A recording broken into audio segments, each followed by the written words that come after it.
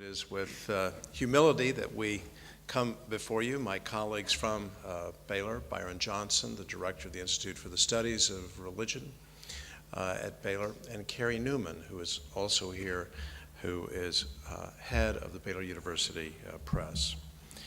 Well, this has already been an historic conference, and how appropriate for an historic week. This week, the world bade farewell to Nelson Mandela, and the global outpouring reflected not only respect for this man and his pilgrimage, but it reflected the greatness of his cause, the dignity that each human being rightly commands. The same week, Time magazine anointed the Holy Father as the person of the year, the first pope to adopt the name Francis. Time magazine writes this: "What makes Francis the people's pope? So important is the speed with which he has captured the imagination of millions who had given up on hoping for the church at all. Whether fair and accurate or not, it's a powerful tribute." Pope Francis of today and Nelson Mandela of yesterday. Scripture informs us that the generations come and the generations go, but the earth remains forever. And so too the struggle for human dignity, including the bedrock value which brings us together, human liberty and especially religious liberty. And that struggle brings forth heroes from each generation.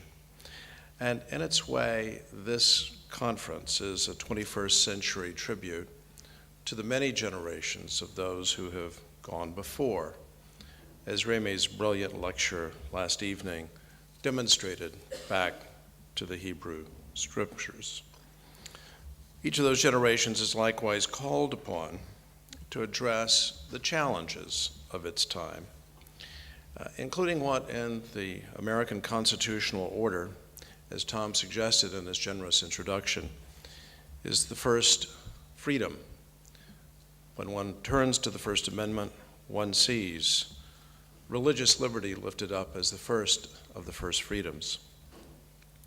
And today, mindful of Tim's charming introduction last evening of Remy about modesty, I would like to share some modest reflections about the Supreme Court of the United States as one influential participant in the global conversation about religious liberty. And then, if time permits, turn briefly to the cultural and political background that gave life to the American experience and this value of religious liberty that draws us all together. For much of the American constitutional experience, the United States Supreme Court had surprisingly little to say about the subject. The reason for its silence was by no means, again to draw from Tim's introduction, Churchillian or Clement Attlee-like modesty. It was rather the text of the amendment itself. Congress shall make no law respecting an establishment of religion or prohibiting the free exercise thereof. So the express and limited textual reference to Congress meant that the religion clauses were applicable only to Congress and more broadly the federal government. For decades, Congress had little to say that touched on the question of religious liberty. In the fullness of time, however, the scourge of slavery spawned America's bloodiest war. And in the aftermath of the president's assassination and the surrender by the Confederacy in April of 1865, the Congress proposed and the states quickly ratified three pivotally important amendments to America's original Constitution. The eradication of slavery itself, the 13th, the guarantees of due process of law and equal protection of the law, the 14th, and the assurance of the right to vote, regardless of race or previous condition of servitude, the 15th. It took, however, another century before the power of the 14th Amendment's sweeping language was unleashed. Once planted, however, the equality guarantee was like the biblical mustard seed. In short order, the Supreme Court, effected a constitutional revolution with the determination that the 14th Amendment demanded that states abide by the strictures of the Bill of Rights, including most of the Bill of Rights, but including the religion clauses. And so a second American Revolution had begun, a peaceable one, carried out in courthouses. After all, the vast majority of issues that affect Americans' everyday liberties, including religious liberty, emerge out of the interplay between the citizenry and state and local governments. Remember Martin Luther King Jr. Dr. King looked to the federal government for succor to protect him and his fellow civil rights activists against the oft-times violent regimes of the states and localities. That is not atypical in the American experience. It's entirely consistent with James Madison's insight at the time of the founding in Federalist 10, the Federalist Papers. Oppression is much more likely to occur at the local level rather than at the national level. In the ensuing 3/4 of a century, three bedrock principles of religious liberty have emerged in the Supreme Court's work, which I think warrant mention here today. There are others, but I lift up these three. The first, appropriate for this conference, freedom of conscience.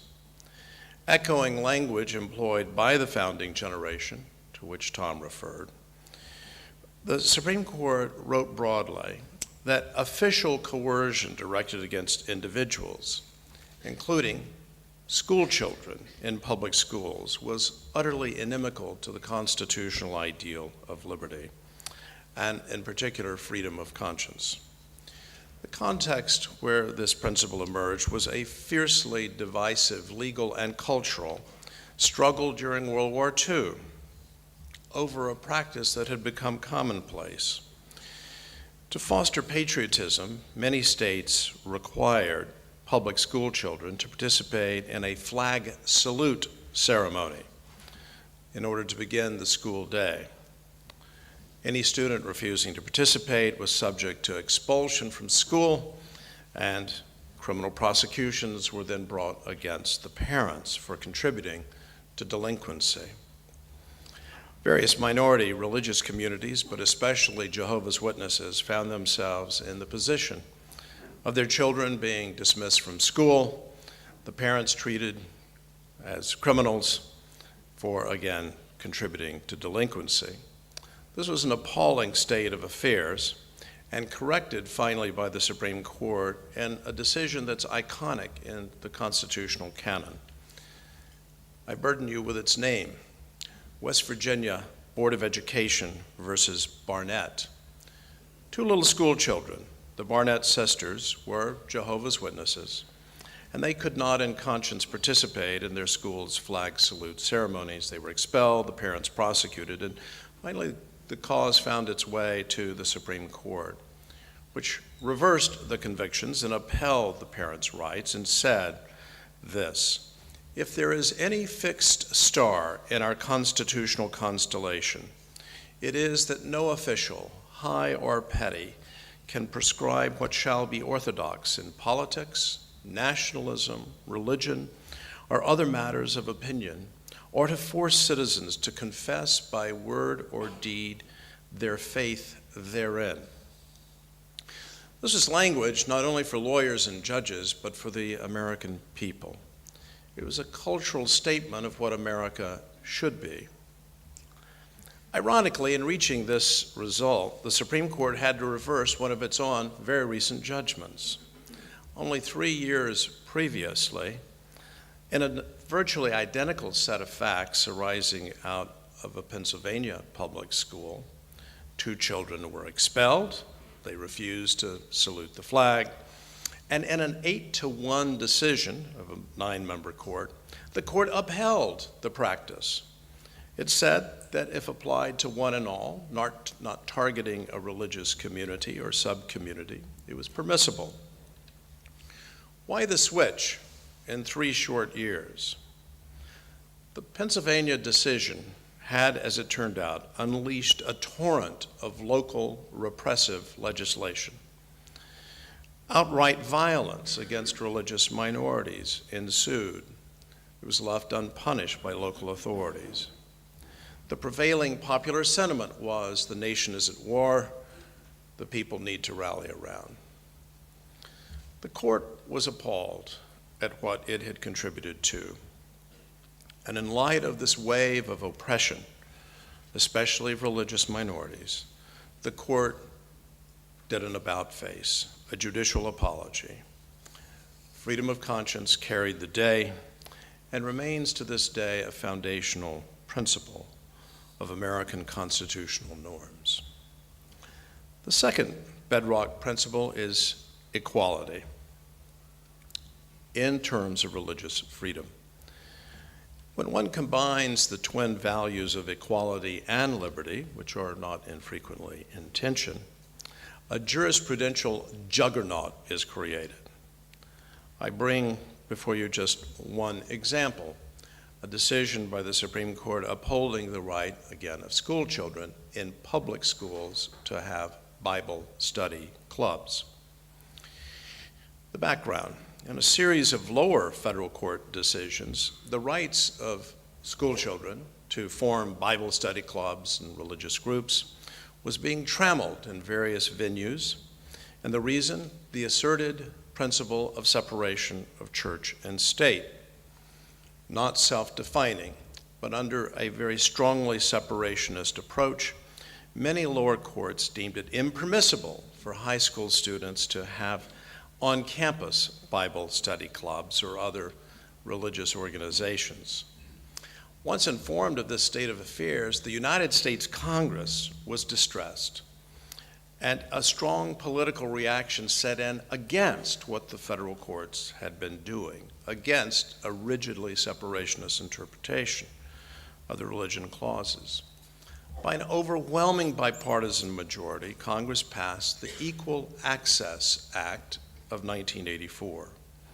As the name suggests, the statute required public schools receiving federal financial assistance to allow Bible study clubs and any other student religious groups to organize, and to meet on campus on the same footing as, say, the French club or the Italian club or the chess club.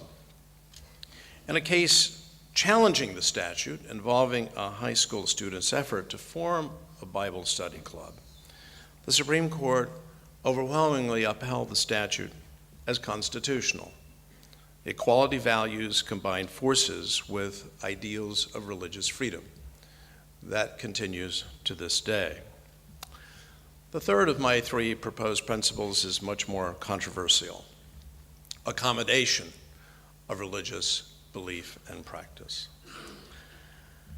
Because of the centrality of religious freedom as the first of the first freedoms, the court has over the years both mandated accommodation of religious-based practices and upheld legislative accommodation of such practices. The latter, upholding legislative accommodations, is obviously a milder form of accommodation. And that's illustrated by a Supreme Court decision during the Korean War, upholding the right of local school boards to release school children during the school day so that they could leave campus and go to a church or religious institution to go off campus for religious instruction. The court in that case pored through the factual record to determine whether official coercion was at work, even if informal. Remember our first principle, freedom of conscience, and determined that there was no evidence, that this was simply voluntary on the part of the parents and the children. In this instance, there was, as I say, no coercion of any kind found, and that carried the day then from the court's perspective. In upholding the practice, the Supreme Court said we're using common sense to avoid what it deemed could be, and this was the wording of the court, a hostile, suspicious, or even unfriendly regime toward organized religion. If total separation between government and religion were required, in the court's words, churches could not be required to pay property taxes, they're exempt, but municipalities would not be permitted to render police or fire protection. Policemen who help parishioners into their places of worship would violate the Constitution. It was reductio ad absurdum, that the court would not so rigidly interpret the establishment clauses. It set forth a variety of examples, including a Jewish student asking his teacher to be excused to honor and observe Yom Kippur. Well, that, in a way, is the easy case.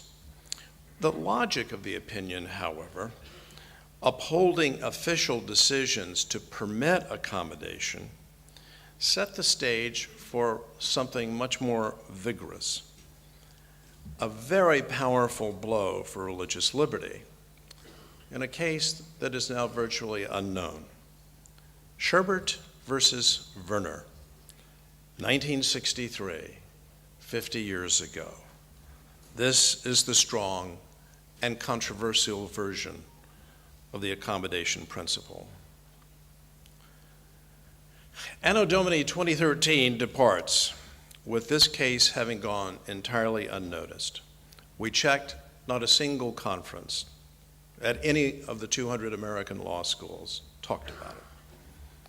But the debate over the methodology of the case has not ceased. Its correctness or lack thereof has spilled over into the halls of Congress and has spawned very important legislative initiatives, including the Religious Freedom Restoration Act. But let's first spend a moment on the case itself. As with the cases involving school children, a textile worker, Adele Sherbert, was faithfully carrying out her duties as an employee at a textile mill. As a Seventh-day Adventist, she could not in conscience work on Saturdays. Her employer changed the work schedule. All workers were required now to work 6 days a week, including Saturdays. She couldn't carry on her duties, the employer was unrelenting, and she was fired. She sought employment elsewhere at other textile mills, but it was unavailing. And so she eventually filed a claim for state unemployment insurance benefits. So you now see the dilemma. An employer was acting entirely lawfully, if harshly. Moving to a 6-day work week was entirely a business decision. And for her part, Ms. Sherbert had been a very good and faithful employee, but she was being true to her belief system. So how should the state respond? The state authority said the marketplace prevails. She's not being targeted for her beliefs, and the employer is acting within its rights. She's ineligible for unemployment benefits. So the case goes to litigation, and how to decide.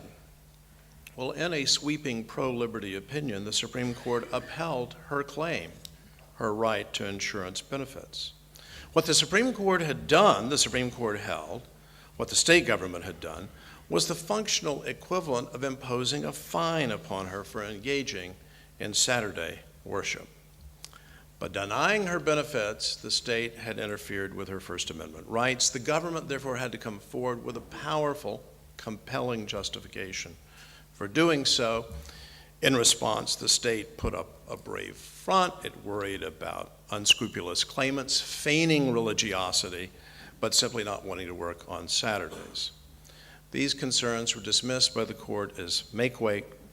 The state was forcing a Sabbatarian to conform with the mores of the majority without sufficient justification. Well, that simple case launched a great constitutional debate. The implications, as you'll quickly see, are quite far-reaching in a democratic society. Here was a pro-religious freedom constitutional mandate embodied in the religion clauses, but enforced through a judicial weighing of competing interests, the individual and the government. And this balancing analysis made many judges uncomfortable. Well, at a very basic level, Friends of Religious Liberty were thrilled with Sherbert's result. They were thrilled by its methodology of putting the burden on the government to justify its intrusions. So freedom of religion was being treated methodologically by the Supreme Court as essentially freedom of speech, with burdens on individual rights being required to run a difficult gauntlet.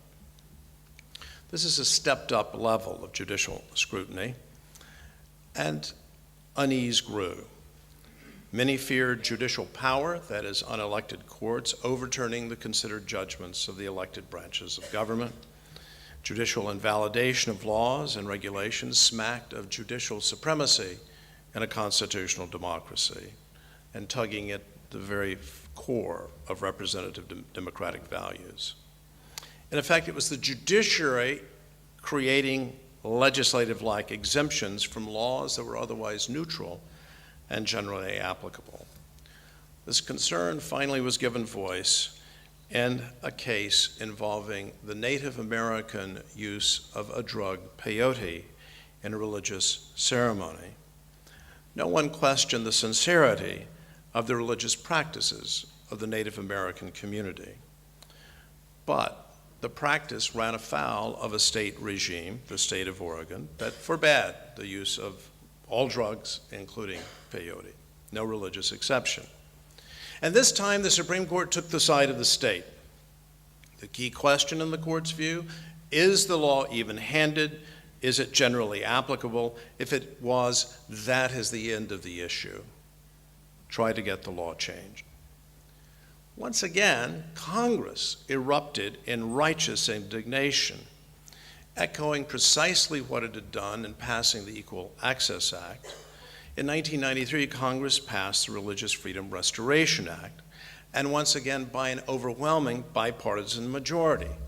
Those were the days when members of Congress could agree on something.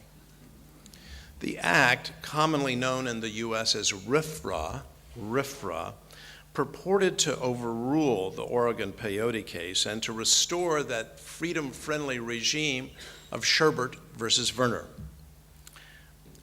None of us particularly likes to be told we're wrong, and that goes for the Supreme Court as well.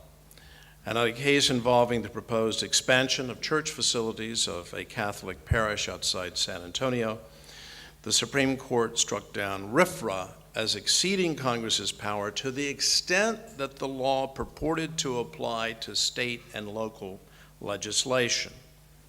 Congress obviously could impose intrusions and limitations on its own power and that of federal administrative agencies, but could not, except under extreme circumstances, regulate the states in our federal republic. Congress accepted this, but RFRA's restrictions remain on federal power, and they continue to play a role, and perhaps an increasingly important role, in protecting religious liberty in light of the growth, decade after decade, of the federal apparatus. And it is that precise issue, the role of RFRA in protecting liberty, that is at stake in the now pending and closely watched case in the United States, known generally as Hobby Lobby. It was referred to yesterday. Under federal regulations, Hobby Lobby is required to provide the company's employees with coverage for a wide array of contraceptives. And the owners of the Hobby Lobby retail chain, the Green family, it's a privately held corporation, not publicly held, believe that providing several of these contraceptives, the contraceptive methods, conflicts with their deeply held pro-life religious convictions. And so the question for the court is whether or not RFRA allows a for-profit corporation to refuse to provide what is required to be provided to all employees under federal law, and solely because of objections based upon religious liberty. This will be very closely watched in the months ahead, an enormous test of RFRA, and more broadly, the principle of accommodation. Freedom of conscience, equality, accommodation. 3 principles founded in the American founding and consistent with the vision lifted up in this conference of religious liberty for all. Thank you.